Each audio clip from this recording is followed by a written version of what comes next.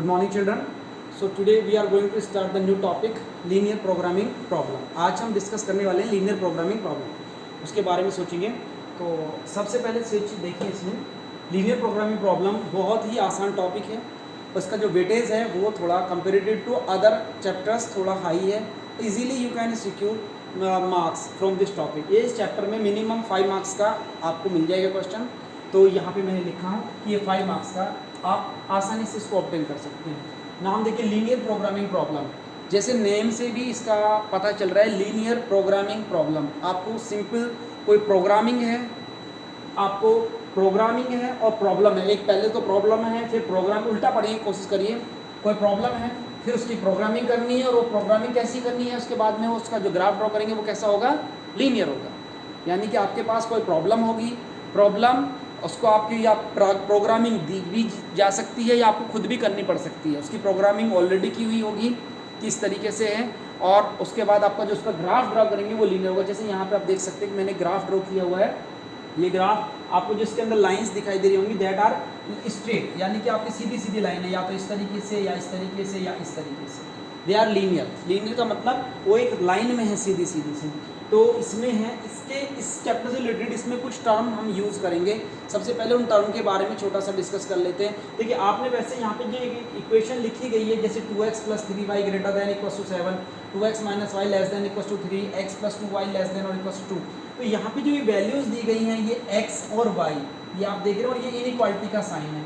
तो इनको इन सारी को एक इसमें जो कुछ टर्मिनोलॉजी वो यूज़ होगी. तो मैंने यहाँ पे लिखा है, आप देखें यहाँ पे सबसे पहले लिखा है decision variables. This is known as the decision variable. जो आपने कोई भी क्वेश्चन लिखा है, जैसे सपोज कीजिए आपने लिखा है maximum z equals to 2x + 3y. तो ये x and y these are the decision variables. ये हैं हमारे डिसीजन वेरिएबल्स. जैसे आप वेरिएबल तो पहले से मानते, डिसीजन क्या है, क्योंकि ये आप प्रोग्रामिंग जो कर रहे हैं यही डिसाइड करेंगे कि हमारी प्रॉब्लम का आखिरकार आउटपुट क्या है. तो ये हमारे डिसीजन वेरिएबल्स होंगे. एक इसमें टर्म को यूज़ करेंगे हम लीनियर कंस्ट्रेंट्स. लीनियर कंस्ट्रेंट्स भी होते हैं. लीनियर कंस्ट्रेंट इसमें हम यूज़ करने वाले हैं कि जो कंस्ट्रेंट्स हैं वो लीनियर होने चाहिए. यानी कि यहाँ पे कहा है लीनियर कंस्ट्रेंट. कंस्ट्रेंट क्या है कि आप कुछ ना कुछ यदि कोई काम करते हैं तो वहाँ पे कुछ ना कुछ रेस्ट्रिक्शंस हैं. उस रेस्ट्रिक्शंस को फॉलो करते हुए आपको बढ़ना है. जैसे अभी आप 12th क्लास में हैं तो आपको यहाँ पे स्कूल में आना है. आपकी क्लासेज जैसे 9th 5th क्लास के बच्चों की नहीं लग रही हैं, वो भी स्टूडेंट हैं, मगर आप आ रहे हैं, आपको अलावा तो रेस्ट्रिक्शंस लगी हुई है ना. आप या इस क्लास में आप 10 बच्चे बैठेंगे या 20 बच्चे बैठेंगे, मास्क आपको हमें परमानेंट चाहिए. आपको और जो बाकी आपके जो मांगे आपको नो ऑब्जेक्शन सर्टिफिकेट वो आपके लिए चाहिए. तो ये सारी चीज़ें रेस्ट्रिक्शंस आपको लगाई गई हैं. तो कंस्ट्रेंट हुए. फिर आएगा ऑब्जेक्टिव फंक्शन. ऑब्जेक्टिव फंक्शन जैसे आपको सीधा सीधा सा बताया है, आपको ऐसे समझ लीजिए, फिर मैथमेटिकल टर्म में समझाऊंगा. जैसे ओवरऑल ये सब कुछ आपका मास्क पहन के आइए, टाइम पे आइए, आप अपना कुछ और जो आपका जो नो ऑब्जेक्शन सर्टिफिकेट दीजिए, यूनिफॉर्म पूरी. ये सब किस लिए हो रहा है, ये सब कुछ that is only for your study. ये सब कुछ आपको पढ़ाने की वजह से हो रहा है. यदि आप ना पढ़ते, आपको पास नहीं कराना होता, आपको अच्छे मार्क्स, इनकी क्या ज़रूरत है, कोई ज़रूरत ही नहीं है. आपको यूनिफॉर्म मास्क ये सब कुछ आप घर पे बैठ के कर लेते हैं. मगर आपका ओवरऑल इन सब का जुड़ा होने का रीज़न है आपका ओवरऑल आपकी परफॉर्मेंस में सुधार लेके आना, ताकि आपका ऑब्जेक्टिव ज़्यादा क्लियर हो जाए. आपको ऑब्जेक्टिव क्लियर हो जाए. यहाँ पे ऑप्टिमाइजेशन प्रॉब्लम. तो जो आपकी जो प्रॉब्लम है, जो आपकी जो ये एक प्रॉब्लम है इस समय, जैसे कोरोना चल रहा है, इस तरीके से कि आपको प्रॉब्लम आ रही है कि भाई आप कैसे पढ़ाएं, सारी पढ़ाई पिछले साल भी चौपट हुई है. तो उसका हमें ऑप्टिमाइजेशन सॉल्यूशन निकालना है, ठीक सॉल्यूशन निकालना है. जैसे या तो ऑनलाइन चलाओ या ऑफलाइन लगाओ. फिर एक है जैसे फीजिबल एंड इनफीजिबल रीज़न. तो फीजिबल एंड इनफीजिबल रीज़न को आप इससे समझ सकते हैं. जो कॉमन रीज़न होगा तीनों के लिए, जैसे ये 2 लाइन है, ये 3 लाइन है, इसके लिए जो कॉमन रीज़न है उस कॉमन रीज़न को हम कहते हैं फीजिबल रीज़न. जो कॉमन रीज़न तीनों के लिए आ जाएगा that is known as the feasible region. Next है फीजिबल एंड इनफीजिबल. अच्छा, इनफीजिबल क्या होता है, जो इससे बाहर का रीज़न है उसको हम इनफीजिबल कहते हैं. जो कॉमन से अलग है वो उसको हम इनफीजिबल कहते हैं.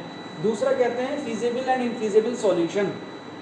जो कंस्ट्रेंट्स को फॉलो करते हुए, कंस्ट्रेंट्स क्या हैं, जो अभी मैंने बताया था, आपकी जो आप बच्चे उसी को परमिशन मिलेगी जो स्कूल यूनिफॉर्म में होगा, जिसके पास मास्क होगा, जिसको टेम्परेचर नहीं होगा, वो सारी चीज़ों को फॉलो करते हुए जो आगे बढ़ेगा, जो इन सब चीज़ों को फॉलो करेगा वो स्कूल में आएगा, अदरवाइज नहीं आएगा. तो जो सब इन चीज़ों को सेटिस्फाई करते हुए चलेगा उसको कहते हैं कि फीजिबल सॉल्यूशन, कि ये हमारा फीजिबल सॉल्यूशन है.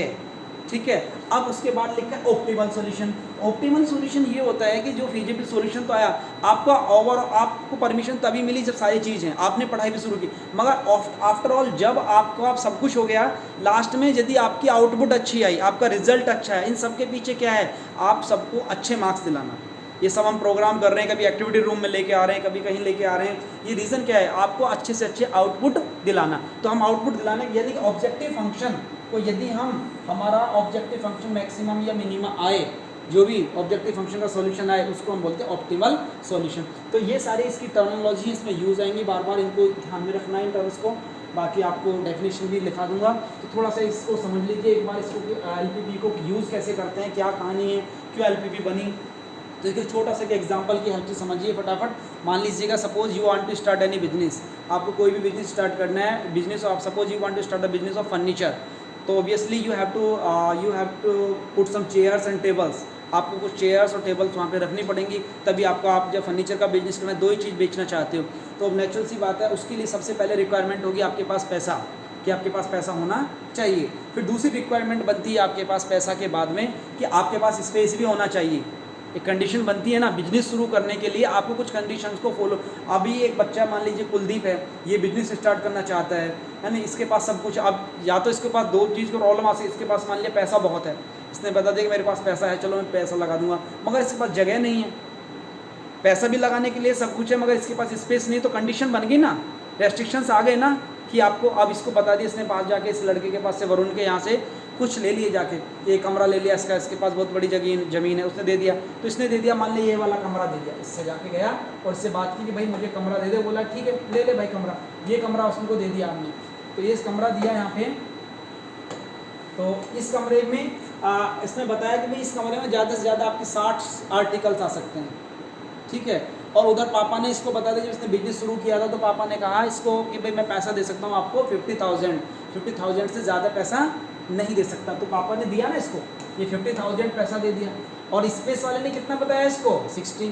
अब बिजनेस पैसा ज़्यादा भी आ सकता है, मगर उन्होंने रेस्ट्रिक्शंस लगा दी कि आपको 50,000 से ज़्यादा नहीं मिलना और 60 आर्टिकल से इस रूम में ज़्यादा नहीं, आप चाह कर भी इससे ज़्यादा काम नहीं कर सकते। प्रॉफिट तो सबको चाहिए, सबको अर्निंग करना चाहते हैं, बट आफ्टर ऑल ये समझ रहे हैं ना, क्योंकि इसमें आपको 60 से ज़्यादा नहीं कर सकता, और 70 चेयर भी नहीं खरीद के लेके आ सकता, टेबल या चेयर। अब उसने गया, उसको ऑब्वियसली वो खुद भी बनाता है या कहीं से लेता, पहले खुद भी परचेज करेगा फिर उसको बेचेगा। कहीं दुकान पर उसने कांटेक्ट किया, कहीं से टेबल खरीदी, कहीं से चेयर, उसने ये टेबल खरीदी, टेबल का बोला कि भाई तेरे को 2,500 रुपये की चेयर मिलेगी, ये खरीद के ले आया 2,500 की, और इसको बेचनी भी है वो, तो लेके आया, इसने बेच दी वो 3,000 की चेयर, तो ऑब्वियसली उसको प्रॉफिट कितने का हुआ, कितने का प्रॉफिट हुआ 500, ठीक है। फिर उसने गया कि उसे चेयर भी खरीदनी है, ये चेयर उसने खरीदी है, मान लीजिएगा यहाँ से चेयर उसने खरीदी है, उस चेयर का जो प्राइस था उसने खरीदी 300 में खरीदी, और उसने बेचनी है उसको 400 में, तो प्रॉफिट कितने का हुआ उसको 100। अब उसको तो प्रॉफिट तो लेना ही है ना, अब उसने इतनी चेयर खरीद ली तो टेबल खरीदनी, अब उसके ऊपर डिपेंड करता है वो कितनी चेयर खरीदे, कितनी टेबल खरीदे, मगर कंडीशन एक लग गई है कि उसके पास, मान लीजिएगा उसने X तो चेयर खरीद ली, ये वाली X तो ये खरीद ली टेबल, और Y उसने चेयर परचेज की है। तो अब नेचुरल सी बात है कि इन दोनों को मिलके आप खुद देखो, ध्यान से सोचो कि यदि उसने खरीदी है X और Y, तो आप सोचो कि X और Y की मिलके जो क्वांटिटी दोनों मिलके, इनकी क्वांटिटी क्या होगी, ज़्यादा से ज़्यादा है 60, इससे कम हो सकती है मगर इससे ज़्यादा है, या फिर 60 भी हो सकती है। तो हमने लिखा है ना यहाँ पे साइन, आप जो पहले 10th 8th में पढ़ते थे वहाँ इक्वल का साइन आता था, मगर यहाँ पे इनइक्वालिटी बोलते हैं इसको, क्या कहते हैं इनइक्वालिटी। आपने 11th क्लास में पढ़ी है, पहले पढ़ाई थी आपको चैप्टर में, तो 11th क्लास में चैप्टर वो याद होना चाहिए, तब आपको समझ में आएगा। तो यहाँ पर देखो x + y <= 60, ठीक है ना, तो ये आ गया 60, क्योंकि क्यों हुई, अब इनइक्वालिटी का साइन है ना, क्योंकि ये जो क्वांटिटी 60 से ज़्यादा नहीं होनी चाहिए, क्योंकि इससे ज़्यादा होगी तो रूम में जगह ही नहीं, आप खरीद के लेगा होगा, बाहर डालनी पड़ेगी, बाहर आके बेकार हो जाएगी, तो इतना नहीं। एक रेस्ट्रिक्शन लग गया ना आप पे, सब्जेक्ट टू कंस्ट्रेंट बोलते हैं। दूसरा इसको पता है इसने X चेयर और Y चेयर पे मिला के कुल मिला के कितना पैसा खर्च करना है उसको 50,000, तो ये लिखा ना, मान लो उसने X चेयर खरीद लिया, Y टेबल खरीदी, तो इनका टोटल मिला के कितना आया 50। तो दो रेस्ट्रिक्शंस लग गए ना आपके पास, तो इसको बोलते हैं सब। और दूसरी बड़ी बात ये X और Y ये क्या है, जो हमने आपको बताए थे, अभी बताए थे ना X और Y, ये इस वाली प्रॉब्लम में ये क्या है, डिसीजन वेरिएबल, यही तो डिसाइड कर रहे हैं सब कुछ। ये क्या है, इसको इस प्रॉब्लम में देखिए आप, ये सारे क्या है, ये डिसाइड कर रहे हैं ना आप कितनी कितनी, यही एक्स और वाई, कितनी चेयर खरीदोगे, कितनी टेबल खरीदोगे, और ये क्या होनी चाहिए, एक्स और y greater than equal to zero. क्योंकि ये ऐसा नहीं होना चाहिए कि मान लो इसने ना तो टेबल खरीदी ना ऐसे चेयर खरीदी, क्या बिजनेस चलेगा आपका? तो ये चाहे भले ही थोड़ी वो टूटी फूटी हो, कुछ भी हो, मगर होनी तो चाहिए, नेगेटिव नहीं होनी चाहिए ना, चाहे भले ही कुछ प्रॉब्लम हो मगर होनी चाहिए, ताकि दिखे लोगों को कि यहाँ पे फर्नीचर की शॉप है। तो समझ में आ गया, इसको बोलते हैं नॉन नेगेटिव रेस्ट्रिक्शंस और इसको बोलते हैं सब्जेक्ट टू कंस्ट्रेंट, जो आपको यहाँ पे मैंने बताए हैं, यहाँ पे लिखे हैं सब्जेक्ट टू कंस्ट्रेंट के। देखिए सब्जेक्ट टू कंस्ट्रेंट इनको बोलते हैं सब्जेक्ट टू कंस्ट्रेंट, ये अलग से बनाए गए। अब एक यहाँ पे ये चीज़ लिखी है 2x + 3, इसको बोले ऑब्जेक्टिव फंक्शन, इसको इसी क्वेश्चन की हेल्प से लेंगे।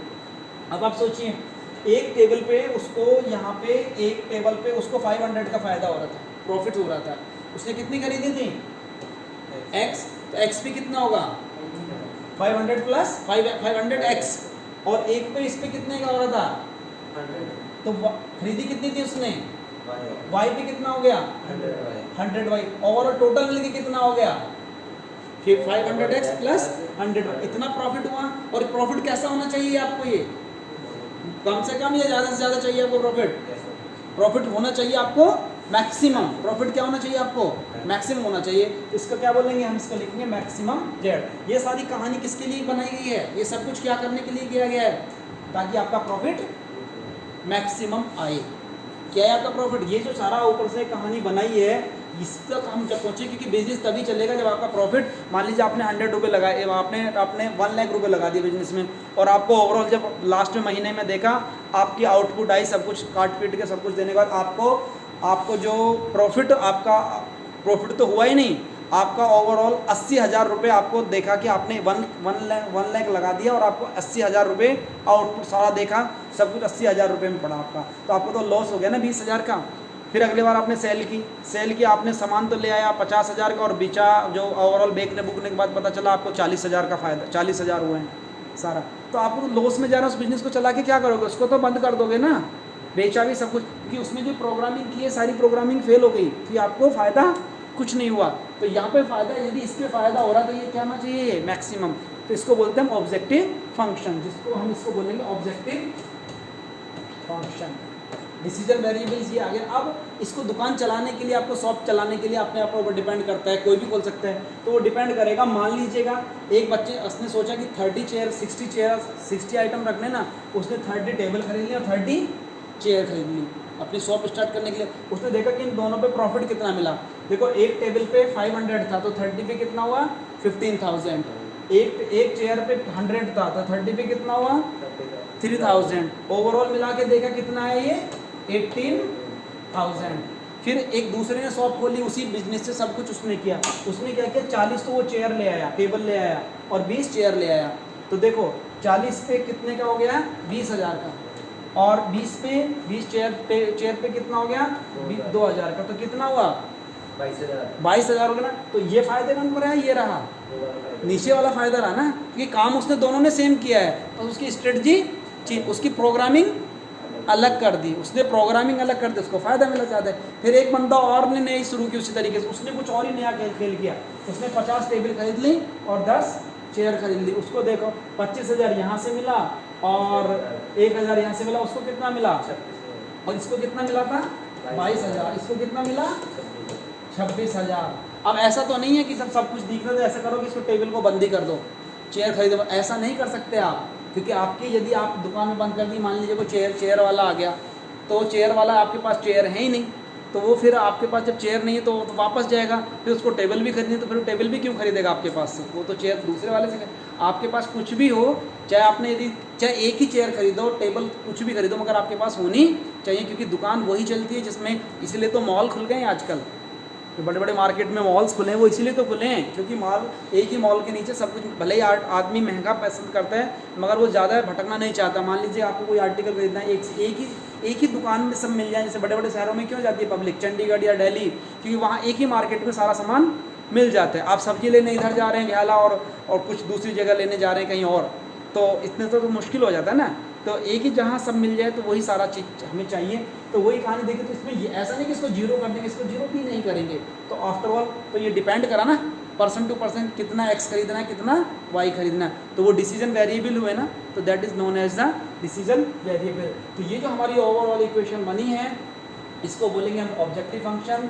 This is known as the subject to constraint और this is known as the non negative restrictions. अब इसका ओवरऑल सॉल्यूशन निकालेंगे। तो जब हम इसका ग्राफ ड्रॉ करेंगे, मान लीजिएगा इसका ग्राफ कुछ इस तरीके से आ रहा है, या सपोज करो इसका ग्राफ हमने कुछ ड्रॉ किया है, इसका ग्राफ हमारे पास कुछ इस तरीके से है,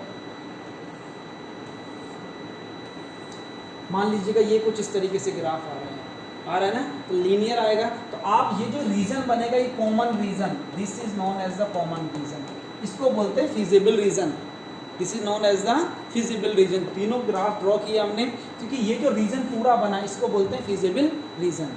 अब इस रीजन पे इस और ये जो बाहर जो बचे फालतू जो रीजन बचे ये ऐसे, इसको बोलते हैं इनफिजिबल रीजन। अब एक वर्ड आपको बताया था फिजिबल सॉल्यूशन, दूसरा था इनफिजिबल सॉल्यूशन।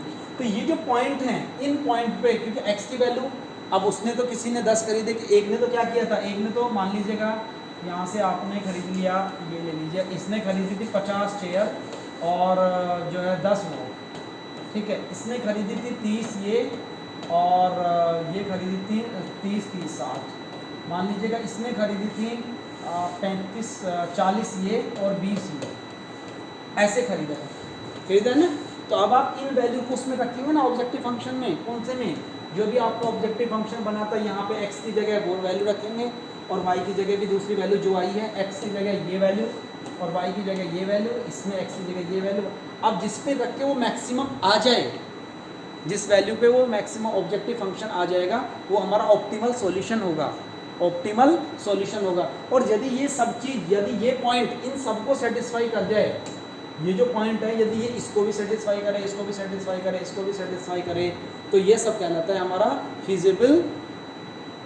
फिजिबल हमारा सॉल्यूशन, उसको बोलते हैं फिजिबल सॉल्यूशन। ये सबको सेटिस्फाई करे, इसमें आना चाहिए, इससे बाहर नहीं आना चाहिए, तो उसको बोलते हैं फिजिबल सॉल्यूशन। और ऑप्टिमल सॉल्यूशन क्या आएगा, जिसपे ये ऑब्जेक्टिव फंक्शन मैक्सिमम वैल्यू है, क्योंकि इसकी जो वैल्यू है कोई ज़रूरी नहीं है। अभी देखा ना आपने, अभी तो देखा इस पे कि इन दो पॉइंटों पे इसकी वैल्यू ज़्यादा है ना, किस पे, ये 50 और 10 पे, 50 वो लिए थे 10, इस पे मैक्सिमम वैल्यू आई। ये देखो हमने 30 और 30 लिए, इस पे नहीं आई, इस पे लिए थे 40 और 20, इस पे भी वैल्यू नहीं आई। तो ऑब्जेक्टिव फंक्शन जो ऑप्टिमल सॉल्यूशन क्या हुआ, ये हमारा ऑप्टिमल सॉल्यूशन हुआ। और वो वैल्यू क्या है, 50 एंड 10। तो x की वैल्यू कितनी है इसका हमें पता चल गया, कितनी हमें चेयर खरीदनी चाहिए, कितने हमको उसको टेबल खरीदनी चाहिए। तो इस टाइप की प्रॉब्लम्स हम यहाँ पे डिस्कस करेंगे। तो बाकी जो प्रॉब्लम्स हैं कल हम एक्सरसाइज को डिस्कस करेंगे। I think it is clear to all of you. Thank you very much.